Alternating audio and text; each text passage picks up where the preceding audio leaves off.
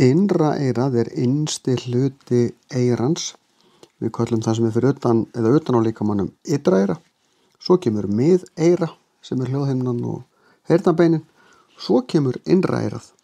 Og það eru tveir hlutir í innra eyranu. Það er kuðungurinn sem lítur út alveg eins og kuðungurinn. Inn í honum vökvi og lítil svona bifhár sem eru tengd við skinnfrumur.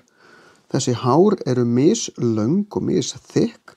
Því að þegar það kemur hljóð, þá berst það inn í gegnum ytra eyrað og svo miðeyrað, inn í kuðunginn. Og þegar að ákveðið hljóð kemur, þá leiðir titringur inn í kuðunginn og vökvinn fer að titra. Ákveðin hljóð af ákveðinni bylgjulengd, sveiflast titringurinn mishratt. Það fær mismunandi hár þar inni til þess að sveiflast.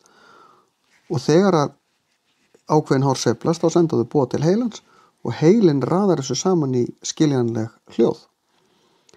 Þannig greinum við hvaða hljóð þetta sem við erum að heyra, hvaða tónn og í hvaða styrk þetta, hvað þetta mikið og svo framvegis. Síðan eru líka þarna bogagöngin, þó þau hafi ekkert með heyrn að gera. Bogagöngin eru 3 göng sem að liggja, eitt liggur svona, svo eitt sem liggur hornrétt á þetta og svo 3. svona ská.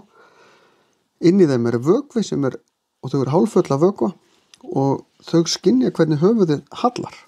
Það virka eins og 3 hallamál. Þess vegna verðum við ringluð þegar okkur snúir hratt á vökvir ennþá hreyfingu þarna og það finnst okkur óþægilegt. Þannig að þetta er jafnvægiskynnið okkar. Og hvar vökvin það er samt boð til heilans og heilinn les úr þessu öllu saman.